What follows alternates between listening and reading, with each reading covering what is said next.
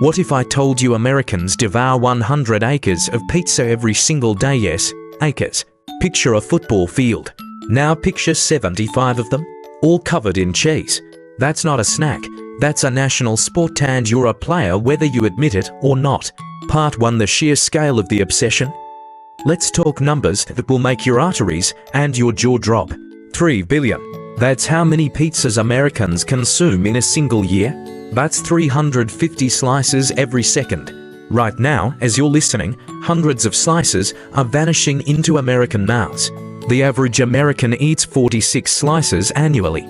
That's nearly a slice every week for every man, woman, and toddler with teeth. And on any given day, 13% of Americans, that's 1 in 8 people, are actively eating pizza. Look around, in your office, in your neighborhood, at the grocery store, someone right now is biting into a slice. Confession time: what's your personal slice per week average? I dare you to be honest in the comments. Part 2: How pizza invaded America. Pizza wasn't born here, it was smuggled in.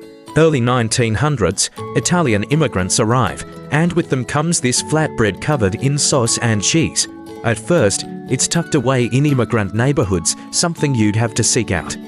1905, New York City. The first licensed American pizzeria opens. The scent of baking dough and melting mozzarella starts to drift beyond Little Italy.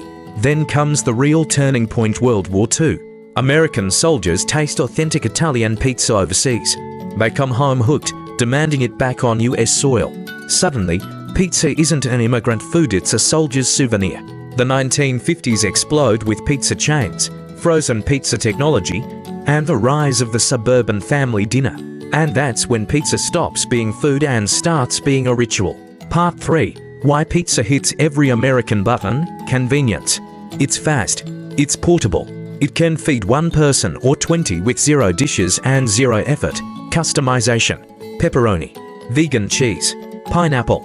Chicago style that could double as a weightlifting set. Pizza bends to your will. Community. You don't eat pizza alone. Well, sometimes you do, but pizza is a group event. Movie nights, sleepovers, Super Bowl parties, late night study sessions. And most importantly, pizza doesn't ask for commitment. You don't have to plan for it. Pizza is a phone call or a freezer door away. Part 4: The psychology of the slice. Humans are hardwired to crave the trifecta of fat, salt, and carbs. Pizza nails all 3: crispy crust, salty cheese, rich sauce.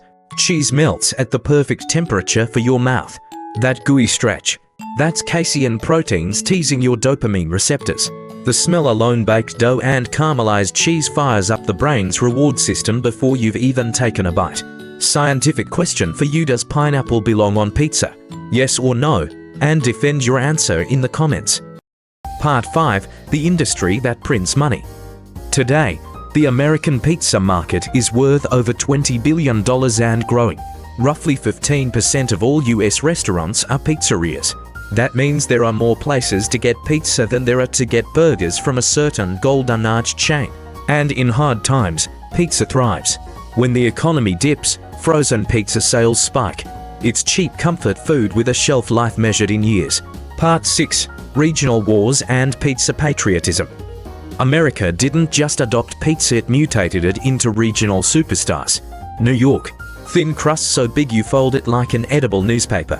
Chicago: deep dish you eat with a knife and fork, practically a cheese casserole in a crust. New Haven: coal-fired, slightly charred, snobby in the best possible way. Midwest: tavern-style, thin, crispy, cut into little squares like you're feeding a crowd of toddlers. These styles aren't just food, they're identity. People have ended friendships over crust thickness. Which region's pizza reigns supreme? I want to see the arguments in the comments. Bonus points for passionate name-calling. Part 7: Pizza by the stats. On any given day, 11% of kids and teens are eating pizza. For adults, it's about 6%, but those adults often eat way more per sitting. For regular pizza eaters, it can provide up to 30% of daily protein and calcium. So technically, it's a health supplement, right? States have their quirks. Iowans eat pizza about 5 times a month, while Louisiana averages 3.5 pizza nights. Friday: that's sacred pizza territory nationwide. Part 8: The cultural symbolism. Pizza is America's edible peace treaty. Republicans and Democrats will argue over everything. Except the fact that pizza belongs at every party. It's the food you order when you can't agree on anything else. It's the backup plan, the celebration food, the apology gift. Pizza is both the cheapest meal you can share and the most Instagrammable street food you can flaunt. Part 9. The mic drop finish. Pizza's rise in America is a perfect storm of immigrant grit, post-war nostalgia, genius marketing, and primal human cravings. We didn't just welcome pizza, we crowned it king.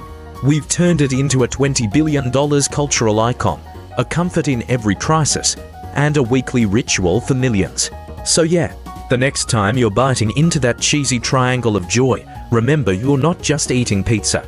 You're participating in America's most delicious addiction. If that left you craving or questioning your life choices, smash the like button, subscribe for more food deep dives, and tell me, what's your personal pizza confession?